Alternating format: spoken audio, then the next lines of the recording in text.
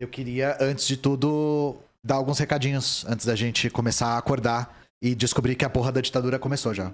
Bom, primeiro de tudo, né? Eu queria agradecer todos os apoiadores do Apoia-se, tanto os novos quanto os antigos, porque realmente eu não ter me promovido nesses últimos anos fez com que eu perdesse recursos que eu podia ter aplicado no canal muito bem. Então, muito obrigado a todo mundo que está sendo muito generoso no Apoia-se. Dito isso, caso você tenha interesse em apoiar o canal, o melhor canal é sempre o Apoia-se, apoia.se/História Pública. E saiba que todos os recursos tentam ser utilizados o máximo possível para a melhoria do trabalho aqui, seja em roteirização, seja em edição, seja em produção. Beleza? Fora isso, só caso vocês estejam na live pela primeira vez em algum tempo, porque eu voltei de um recesso, né? Eu fiquei de recesso para construir um estúdio. Eu estou construindo um estúdio. Tanto que eu mudei meu escritório, aqui eu tô com outra luz, outro ambiente. O eco eu consegui dar uma bela de uma contida. Acho que o eco já melhorou bastante, né? O eco nos primeiros dias estava incomodando até eu mesmo. Eu me escutando falar estava me incomodando. Agora eu botei algumas placas acústicas nas paredes e tal, e já vai chegar mais coisa. Então acho que o eco já tá contido. Vamos lá. Gente, tem muitas coisas que aconteceram desde a posse do Trump nos Estados Unidos, né? E a gente teve que selecionar as pautas de maneira muito cuidadosa, porque não dá pra falar de tudo ao mesmo tempo, até porque o nosso objetivo aqui não é dar as notícias quentes pra vocês, mas sim fazer análises que tenham algum tipo de contribuição intelectual, contribuição teórica, contribuição histórica pra agregar nelas, né? De notícias quentes existem outros veículos que são muito mais competentes por terem equipes dedicadas a esse tipo de coisa. Então, a gente faz uma espécie de curadoria, sim. Acho que curadoria é um trabalho que é muito valioso, que a gente negligencia bastante, né? Em todas as áreas. Então, a primeira coisa que a gente pode falar é que o Trump voltou para a presidência exatamente do jeito que a gente esperava, que é muito pior.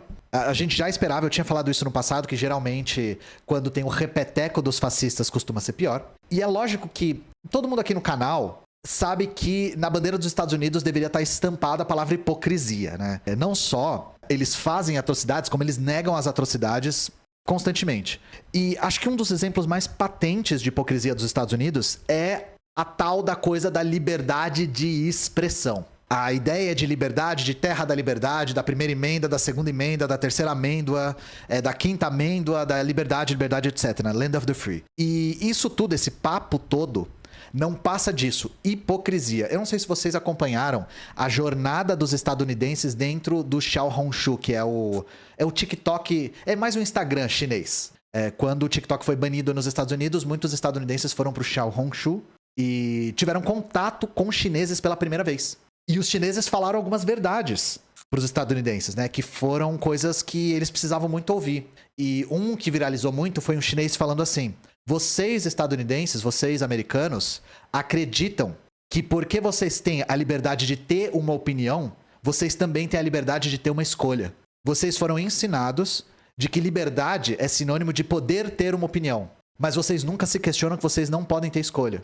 Isso é um tapa na cara de qualquer estadunidense trabalhador, porque isso bate muito forte, sabe? Isso eles sabem muito bem que escolha eles não têm. Opiniões eles podem ter até o banimento do TikTok. Eles podem ter muitas opiniões, mas escolha eles não têm. Então, isso é o tipo de coisa que fez com que essa ideia da liberdade ficasse questionada para muitos estadunidenses que perceberam que tudo que o governo dos Estados Unidos falava da China era propaganda, e os chineses perceberam que tudo que o governo falava dos Estados Unidos era verdade. Então, lapada seca. A lapada chinesa, ela vem junto com pimenta. Se for de Sichuan, então, nossa senhora. Então, hoje a gente vai falar justamente do assunto favorito dele, né? Acorda! Que é a liberdade de expressão. E essa é a tônica do Trump, é a tônica de todos os presidentes dos Estados Unidos que, lembrando, depois da Segunda Guerra, absolutamente todos são criminosos de guerra e deveriam estar no cárcere.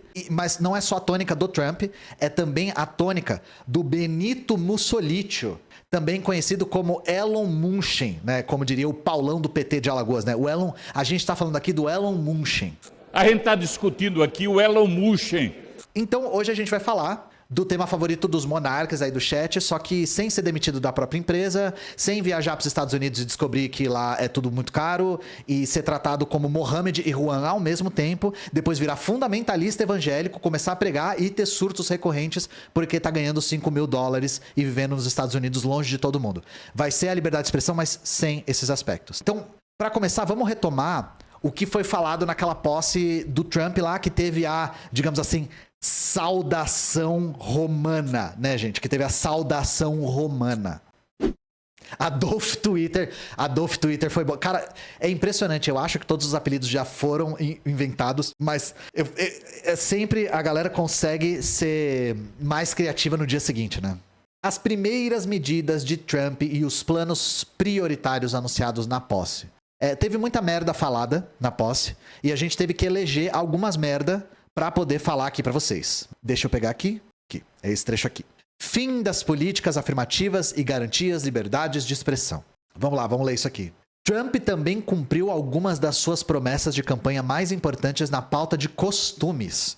Abre aspas. A partir de hoje, será a política oficial do governo dos Estados Unidos que existam apenas 2 gêneros, masculino e feminino, fecha aspas. O Trump em português é o Bolsonaro, tá? Caso vocês não tenham percebido. O que é engraçado, porque eu não vou falar muito sobre isso agora, mas os Estados Unidos fez um decreto que, na maneira como eles descreveram, eles declararam toda a população dos Estados Unidos fêmea.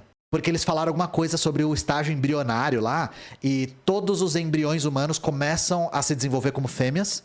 Então ele declarou 100% da população dos Estados Unidos fêmea, tentando dar uma lacrou errado, tá ligado? Ele lacrou errado. Mas eu não vou entrar nesse mérito agora. Vocês sabem muito bem qual que é o papo aqui, né? Trump prometeu que seu governo encerrará qualquer política de identidade de gênero ou de afirmação racial. Ele disse também que os Estados Unidos voltarão a apostar na meritocracia e farão a revolução do bom senso. Disse ainda que seu governo vai interromper qualquer política de censura ou que fira a liberdade de expressão. Esse é o tema importante para hoje. Em uma referência, por exemplo, ao combate online a discurso de ódio e notícias falsas. Eles foram bem incisivos aqui na matéria, inclusive, né?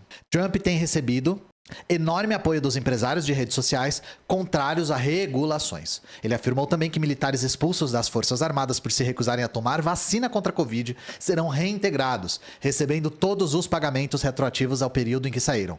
Parênteses, né? Ele vai reintegrar todos os que estão vivos, né? Ele vai reintegrar todos que se recusaram a tomar vacina, que permanecem vivos. Isso aqui é uma informação importante. E disse que a justiça voltará a ser imparcial. Voltará a ser imparcial, hein, gente? Lembra daquela época que... Porra, mano, aquela época que era imparcial, pô, tá na ponta da língua, cara.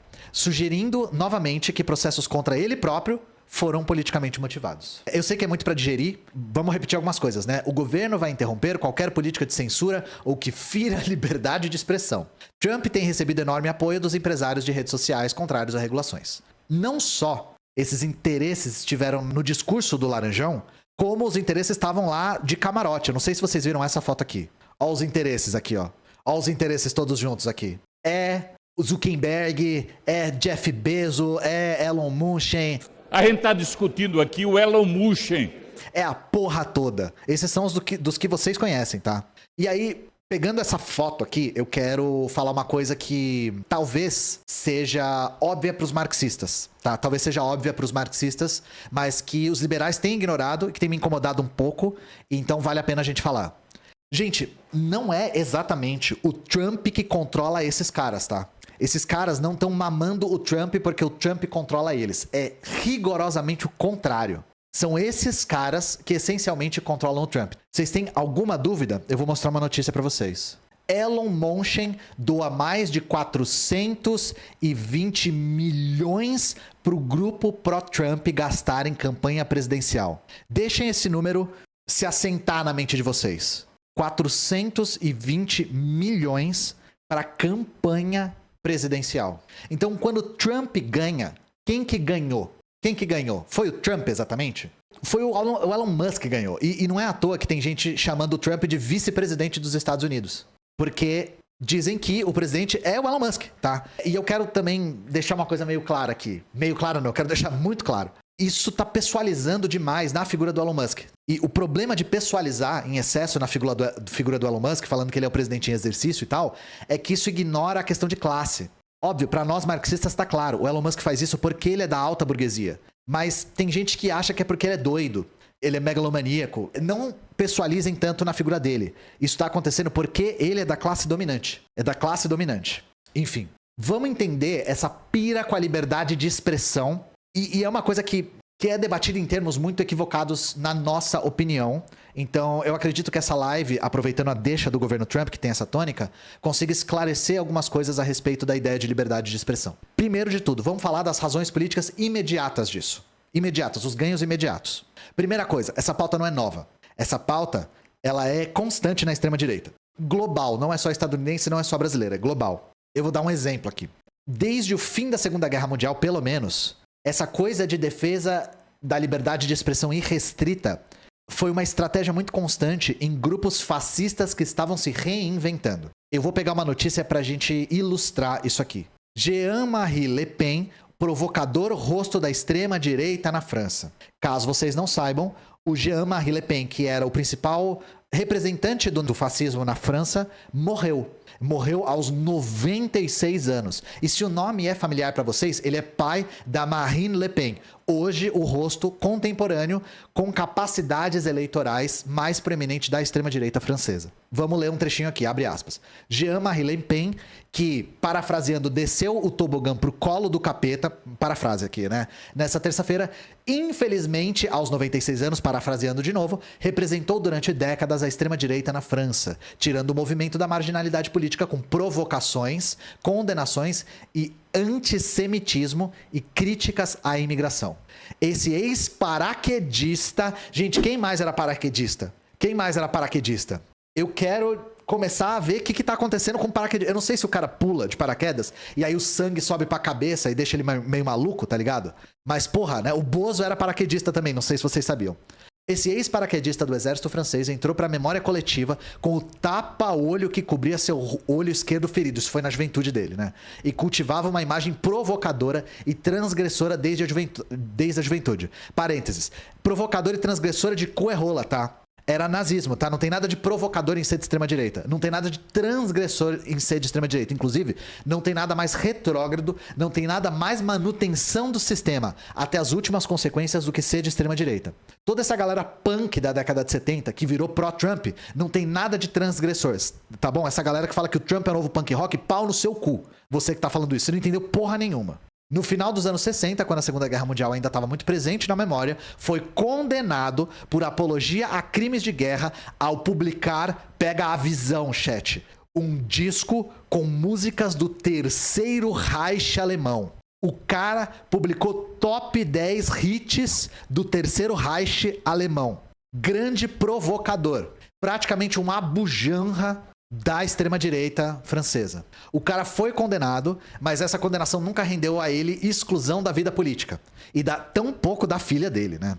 E qual foi a resposta dele para a condenação? É por isso que eu quis trazer isso aqui, abre aspas. Sou um homem livre, repetia determinado a manter uma postura antissistema. Novamente, antissistema de coerrola. Le Pen, que fundou em 72 o partido Frente Nacional, também nunca expressou arrependimento por seus excessos. Excesso de coerrola, nazismo. Nunca expressou arrependimento por ser nazista. O cara relativizava o Holocausto, era um antissemita convicto, orgulhoso, e a resposta dele era: eu sou livre e eu falo o que eu quiser. Não fode, faço o que eu quero. E aí eu pergunto pra vocês, gente. Eu acho uma tragédia um cara desse morrer aos 96 anos. Uma tragédia. Eu espero de verdade que ele esteja do lado do Olavo levando tridentada no olho do cu dele a essa altura. Bom, esse cara morreu quando eu tava de recesso, então ainda bem que a Suede conseguiu achar um trechinho aqui pra falar dele, porque é sempre um bom momento pra gente lembrar dele, né? Que eu imagino que vocês já devem estar ouvindo. Na distância, vindo do horizonte, vocês devem estar ouvindo, vendo aquele permanente no cabelo subir e aparecer na visão de vocês, bem baixinho, trazendo a informação de que no baile nós é mídia e no baile os menor marola. Realmente eu não podia perder essa oportunidade aqui, tá? Então vamos lá, a gente quis trazer esse exemplo para mostrar como o discurso não é novo. E qualquer elemento da extrema-direita a gente conseguiria pegar exemplos, assim, bem patentes, né? Então, o Monark não inventou isso, o Elon Musk não inventou isso, o Trump não inventou isso. Então, a extrema-direita, ela consegue fazer o seu discurso passar batido com esse papo de liberdade de expressão, com esse papo de que todas as ideias podem ser discutidas abertamente. E eu não preciso dizer pra vocês que depois da Segunda Guerra, o discurso aberto nazi-fascista ficou um pouco mal visto. No meu vídeo sobre o integralismo, eu falo um pouco sobre isso. Eu falo sobre como os integralistas abandonaram toda a estética fascista para adquirir uma nova estética para passar debaixo dos panos. Que eles substituíram o sigma pelo sino de prata, que ressoa, mostrando perigo no horizonte. Esse perigo que é, não sei, é o perigo. Vocês têm que ter medo do perigo, tá? Enfim, assistam meu vídeo sobre o integralismo para vocês verem o que eles fizeram depois, né? Então, isso quer dizer que a extrema-direita sumiu? Não, ela só se adaptou que nem um pepino do mar. Ela se adaptou ao ambiente, que nem um fungo, que nem um musgo. O governo da Alemanha Ocidental, caso vocês não saibam, estava lotado de nazista envergonhado. Alguns dos homens mais ricos da Alemanha Ocidental, depois da guerra, eram ex-nazistas. A OTAN usava ex-militares nazistas e os Estados Unidos fez a Operação Paperclip, que trouxe um monte de cientista nazista para os Estados Unidos. Caso vocês queiram ver mais detalhes sobre isso, tem um vídeo muito interessante para quem fala inglês, chamado Germany Was Never Denazified. É um vídeo de 2 horas do Antônio Alexander. É um vídeo que está em inglês, que o título é A Alemanha Nunca Foi Desnazificada. E se vocês quiserem o panorama completo disso, esse vídeo é sensacional. Enfim, defesa de liberdade de expressão irrestrita é necessária para que as ideias da extrema-direita possam se espalhar. Por quê? O cara está sendo abertamente racista, ele vai dizer que punia censura. O grupo inteiro está sendo marginalizado, fazer o quê? Liberdade de expressão de quem está marginalizando. Olha só, gente. A luta em nome de uma liberdade de expressão irrestrita possibilita um maior trânsito de ideias fascistas. Por quê? Primeiro, eu falo o tempo todo para vocês que uma das virtudes que a gente tem e que a direita não pode tirar da gente é que a gente tem a razão do nosso lado. De que a gente tem a verdade do nosso lado, de que a gente está certo. Então, gente, liberdade de expressão irrestrita favorece quem está errado, quem tem ideias erradas. E do que eu tô falando? Antes que vocês venham, vocês aí, primeiro-anistas de filosofia, venham aí no chat falar que a verdade é relativa, que tudo é ponto de vista e não sei o que lá. Gente, racismo é errado. Quem que é racista? A extrema-direita ou a gente? Misoginia é errada. É disso que eu tô falando, porra. Eles têm as ideias erradas. Por isso que liberdade de expressão irrestrita favorece a eles. Porque é uma ideia de que não, eu que sou um cidadão comum, eu não quero ter as minhas ideias cerceadas. Então eu defendo a liberdade de expressão. Lembra que a gente fala o tempo todo que as ideias da classe dominante são as ideias dominantes de uma época? E de que a burguesia faz com que as suas ideias pareçam as ideias de todo mundo? Essa ala fascista da burguesia vai fazer com que o que beneficia ela pareça que está beneficiando você. E de novo, liberdade de expressão irrestrita só favorece quem sabe que está errado. Eles sabem que eles estão errados. E tem uma outra questão ainda. Isso tira o foco da natureza preconceituosa do discurso. Porque o cara é racista, e aí ele defende liberdade de expressão, e aí o discurso vira sobre liberdade de expressão e não sobre racismo. Vocês veem isso o tempo todo naquele papo idiota de limite do humor.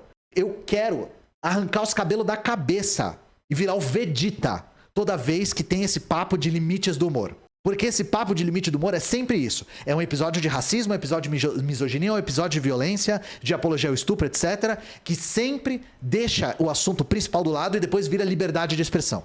E Cuba, em Cuba não tem comediante e o caralho é 4. Pelo amor de Deus. Pelo amor de Deus.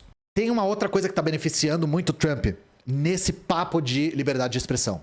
O Trump tá fazendo acenos com essa coisa de liberdade de expressão irrestrita a milícias armadas. E os Estados Unidos têm milícias de extrema-direita armadas? Então, tem a Ku Klux Klan, tem os Proud Boys, tem Blood and Soil, tem sim, gente, tá? Tem um monte de organização terrorista de extrema-direita nos Estados Unidos, armada, e que todos são apoiadores do Trump. E eu vou falar a mesma coisa que eu falei quando eu tava falando do Bolsonaro na semana passada. Todo mundo que votou no Trump é um membro da Ku Klux Klan que queima a cruz e fuzila e enforca negro na rua? Não. Mas todo mundo que enforca e lincha negro e queima a cruz e usa capuz da Ku Klux Klan apoia o Trump. Então vocês estão entendendo com quem que essa galera tá se juntando? Então esse foi o nível mais óbvio da questão, né? O nível mais superficial. Agora a gente vai pro nível mais profundo. Por que que esses caras aqui, esses donos de Big Tech, estão apoiando as ideias da extrema-direita? Por quê? É aí que nós julgamos que o discurso não estava muito bom. A gente viu algumas análises mais liberais e a gente discorda de alguns pontos, tá? Então aqui que a gente achou que a gente podia contribuir mais. Bom, o Elon Musk, com certeza. Eu defendo que o Sieg Heil foi a coisa menos nazista que o Elon Musk já fez. É a coisa menos nazista. Um cara que tem literalmente vários filhos, porque ele defende povoar a Terra com uma raça superior. não é nazista fazendo só um Sieg Heil. Tem muitas outras coisas dele que são bem mais nazistas. Inclusive, não é surpresa nenhuma um cara que ficou rico por conta da exploração do apartheid ser supremacista branco. Foi meio que só pra provar que ele podia, eu concordo com você. Enfim, é uma questão de ideologia, no caso do Elon Musk, só que a gente tem que enxergar onde é que essa questão se transforma em econômica e em consciência de classe. E de que classe eu tô falando? Da burguesia. A burguesia tem muita consciência de classe, gente. A burguesia sabe que compõe uma classe. E é uma classe organizadíssima. Vide a foto que vocês estão vendo na tela agora, tá? Enfim, vamos direto ao ponto. Vocês imaginam quanto de dinheiro o YouTube ganha com canal de extrema-direita? Vocês conhecem canal de extrema-direita grande, né? Eu não vou citar nomes aqui porque eu não quero ficar dando palco, mas vocês conhecem canal de extrema-direita com 1 milhão, 10 milhões, que lança vídeo pra caramba, que alcança uma galera em todas as redes? É TikTok, é Instagram, é YouTube, é Twitter, é Facebook. Quanto de dinheiro vocês acham que essas redes ganham com isso? E assim, os donos do canal podem até tirar uma grana boa. Só que o grosso do dinheiro vai pra plataforma. Por mais que o YouTube pague bem, o YouTube é a plataforma que paga melhor. Significa que se eu tô ganhando bem com o YouTube tá ganhando muito mais. Vocês acham que o YouTube derrubaria um vídeo que bateu 10 milhões atacando pessoas LGBT pra proteger essas pessoas? Gente, proteger minorias do ponto de vista capitalista não faz sentido. Regulamentar rede social, defender direito humano de minoria em rede social não é rentável, não é lucrativo para essas redes. Se der dinheiro pro YouTube ter canal de gente defendendo o Terceiro Reich, para eles é jogo. Eles só vão regulamentar se eles forem obrigados. Vocês querem um exemplo nacional? O exemplo que a gente dá o tempo todo. No Facebook, Brasil Paralelo é recordista de gastos com propaganda política. Essa notícia é antiga, mas ela é sintomática. Brasil Paralelo gastou 3 milhões com o Facebook em 2020, tá? Recordista de propaganda com tema político na rede social. Mais um exemplo aqui. Produtora Brasil Paralelo é quem mais paga anúncio político no Google. 2022, ano de eleição, o Brasil Paralelo foi a maior propagandista de temas políticos no Google. Google inclui o YouTube. Lembra do caso Maria da Penha, gente? Lembra dos ataques que a Brasil Paralelo tá fazendo à figura da Maria da Penha? Tem até vídeo sobre isso aqui no canal. Então, Brasil Paralelo gastou 300 mil em anúncio contra Maria da Penha. Por isso que eu falo que a burguesia tem que gastar essa quantidade de dinheiro, porque ela sabe muito bem que ela tá errada. Ela sabe que ela tá errada. E é só com essa quantidade de recursos materiais que ela consegue se manter na hegemonia. Porque se ela tivesse esses recursos e estivesse certa, e tivesse com a razão, e tivesse do lado do bem-estar da maioria da população, não era nem para existir esquerda. É só assim que eles conseguem. Porque imagina nós que conseguimos chegar num patamar bastante significativo de comunicação de maneira artesanal com esses recursos. Imagina a Soberana com 3 milhões. Imagina a UP. A UP, que é um partido para pobres, feito por pobres, que faz ocupação urbana. Imagina essa galera com essa grana. Já tinha 3 comunismos no Brasil se a gente tivesse esses recursos. Enfim, só mostrando pra vocês o como essas plataformas não vão deixar essa grana na mesa, gente. Vocês acham que as plataformas vão regularizar, né, a desinformação que o Brasil Paralelo propaga e deixar 3 milhões limpo na mesa? Vocês acham? Vocês acham que a maior anunciante política do Google, a Google vai falar, não, vamos tirar. Vamos tirar porque tá desinformando. Vamos tirar porque é revisionismo histórico. Lógico que não, pô. O jogo é econômico. Nenhum desses empresários aqui precisa concordar com as ideias de extrema-direita. Eles não precisam. Eles ganham grana com essas ideias de extrema-direita. E muita grana. Muitos deles concordam. O Elon Musk e o Zuckerberg não tem a menor dúvida de que concordam. Mas eles não precisariam. Eles não precisariam. Entende? E liberdade de expressão irrestrita, entre aspas, e menos regulamentação de redes sociais não afeta só os Estados Unidos. Afeta o mundo todo, que é dominado pelas redes estadunidenses. É uma ferramenta de potencializar o imperialismo estadunidense. Vocês viram o Zuckerberg citando o Brasil.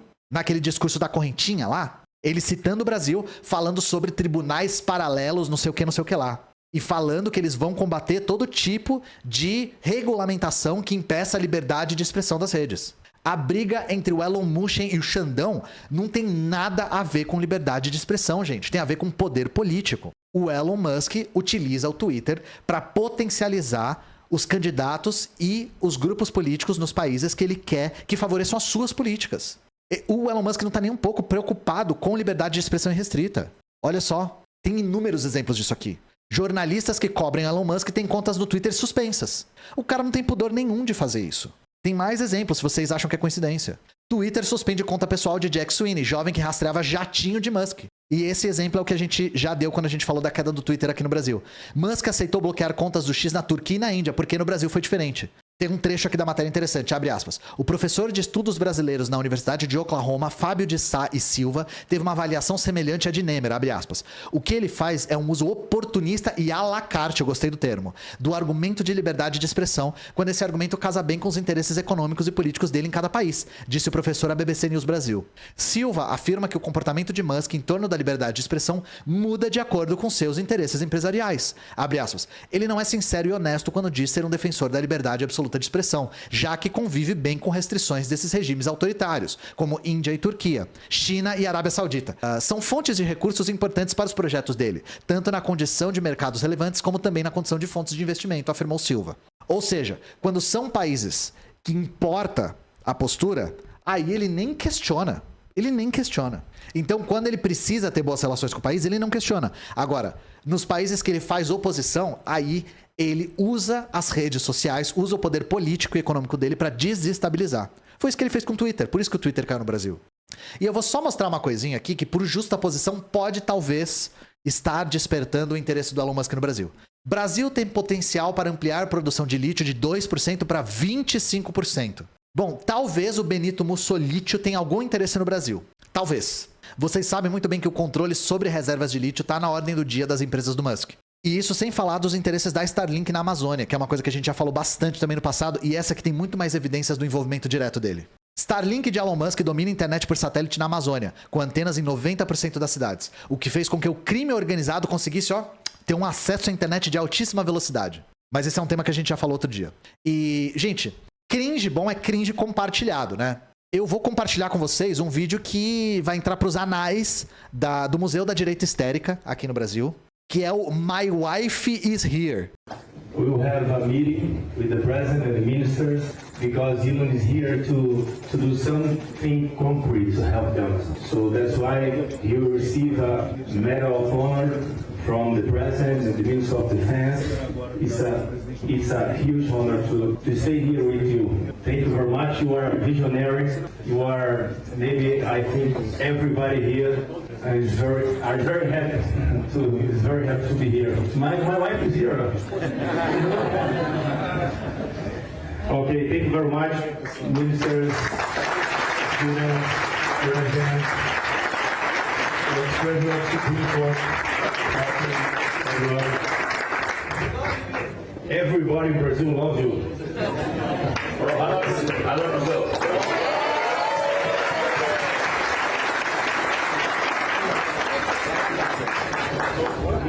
Elon Musk, tu ama o Brasil, fala 3 músicas do Barões da Pisadinha aí, ô filha da puta, nem sabe a capital. Esse aqui foi o mais perto que a gente já chegou na vida real, daquele meme Elon Musk entre na minha casa e como o cu da minha esposa.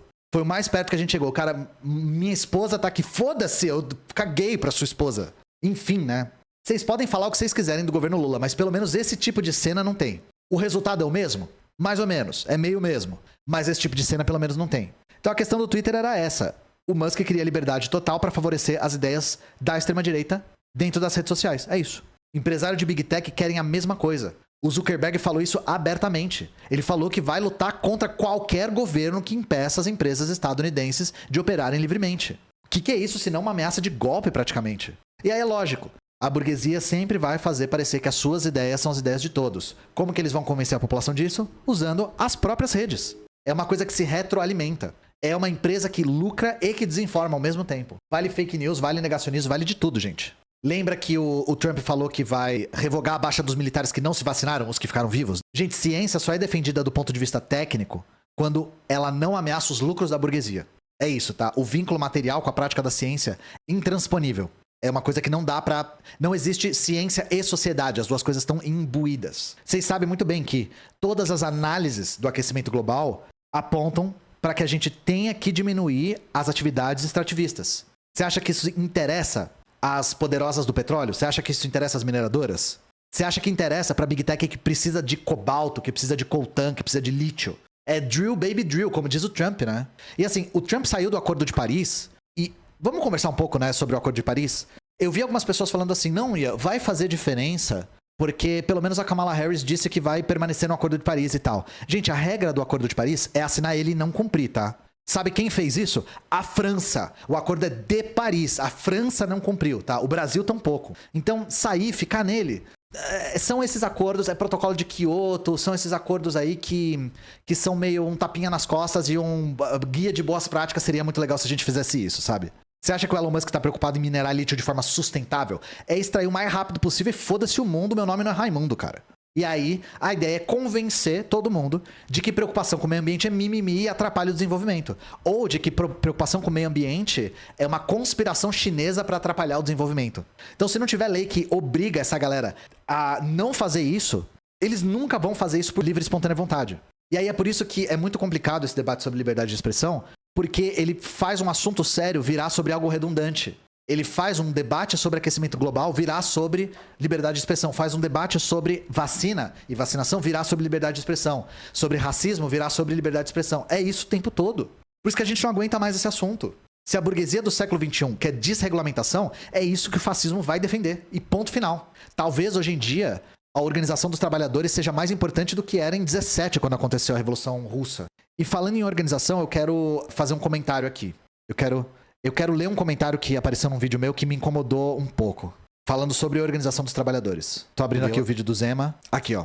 Todo estudioso do comunismo repete que a classe trabalhadora precisa se organizar, mas não há um programa extensivo para informar como se organizar. Esse comentário me incomodou bastante, porque eu achei que eu já tinha sido repetitivo o suficiente a respeito desse tipo de coisa. Gente, organizem-se na UP e organizem-se na Soberana. É direto, tá? Não tem segredo. Quer militar nas ruas? Nossos camaradas da UP estão em massa aí no chat. É ficha de filiação pra ontem, tá? É ficha de filiação pra ontem. Ah, não tem na minha cidade. Então você vai fundar um núcleo da UP na sua cidade. Você vai fundar um núcleo da UP na sua cidade. Você vai militar nas ruas, olhando olho no olho com o trabalhador. Ah, eu não quero, eu tenho um tipo de militância diferente. A Soberana tem 3 frentes de massas que vocês podem militar. É professor? A gente tem o CESPEM, que é o Centro de Estudos... eu sempre esqueço a sigla. Centro de Estudos... Eu vou ver a sigla, que eu sempre esqueço a porra da sigla do CESPEM.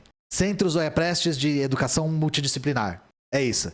Tem o CESPEM, se você for professor, se organize com a gente. Tem o Júri, que é Juristas Revolucionários. Você é jurista, se organize com a gente. Tem o Sameca, você é psi, quer se organizar, se organize com a gente. Ah, eu prefiro militar nas ruas, prefiro panfletar, distribuir jornal, fazer trabalho de base, trabalhar em ocupação, com mulher em vulnerabilidade, com movimento sindical. Você vai se filiar na Unidade Popular. É isso, tá? Fui claro. Eu fui claro. Não quer partido? Então você vai entrar em movimento social. No campo é MST. Você vai entrar no MST. Você quer um que seja maoísta? LCP. Tô falando direto e reto, tá? Eu percebo que às vezes eu sou repetitivo de menos. Então eu vou falar isso todo vídeo agora. Todo vídeo agora. Se organizem com a gente, se organizem com a UP. A gente tem uma aliança tática e ideológica com a UP há anos já. Ela é muito prolífica e a gente acredita que a UP faz o melhor trabalho de massas marxista-leninista no Brasil hoje em dia. Então, se esse comentário tá tão alto no meu vídeo, é porque eu não tô falando isso o suficiente. E para as pessoas que se queixam que não tem organizações nas suas respectivas cidades, primeiro, falando da maneira mais cuidadosa, fundar uma organização radical é perigoso. Mas se você acha que é necessário, faça você. Não tem essa postura do, porra, alguém devia ter feito alguma coisa. Nossa, os marxistas não fazem... Eu quero reiterar uma coisa aqui que eu já falei no passado. Prestem muita atenção em quem fala a esquerda e não fala nós. Porque eu detesto esse discurso de a esquerda não faz isso.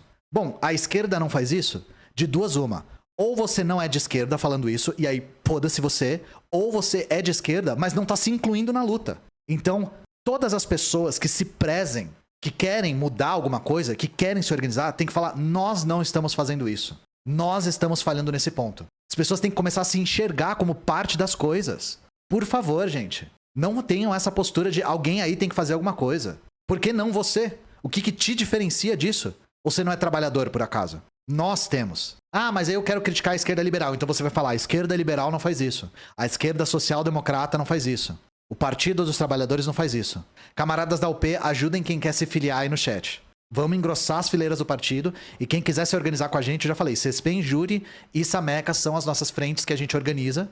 que são mesclas de sindicatos com cooperativas, caso vocês queiram militar num formato que a gente tá, digamos assim, inaugurando para conseguir comportar pessoas que trabalham com a internet como ferramenta. Acorda! Eu gostei dessa pergunta. Pode se filiar sendo burro? Eu sei que você falou na piada, mas sinceramente, gente, se a única coisa que te impede de se autodeclarar como sendo comunista é que você sente que você não tem estudo o suficiente, então você já tem estudo o suficiente para se declarar comunista, tá? Porque significa que o comunismo já fez sentido para você. Significa que você sabe muito bem que o capitalismo precisa ser superado. Significa que você tem convicção de que os trabalhadores deveriam usufruir do mundo que eles mesmos criam. Você já sabe disso. E se você tem essa síndrome de impostor de achar que você não estuda o suficiente, eu quero que por um segundo você pense quantas pessoas que se autoproclamam de direita estudaram alguma coisa do que elas falam. Então, pode se filiar sendo burro? A direita nunca pensou nisso. A direita é burra feliz. A direita é burra fazendo vídeo, fazendo podcast, fazendo texto, fundando organização e o caralho. A gente é que se preocupa com essas coisas. Com essas coisas de estudar, essas coisas de ter rigor. Então assim, você se sente burro, abre o vídeo do Mamãe Falei falando do disco Sobrevivendo no Inferno dos Racionais. Esse cara teve coragem de gravar esse vídeo e publicar. Aí você vem me falar que você é burro? Não, não é. Se tem uma coisa que a gente deveria ter, do mesmo jeito que a direita tem, é autoestima. Ciro Gomes, presidente 2026, para salvar a economia, disse: viva o bolchevismo, viva Putin.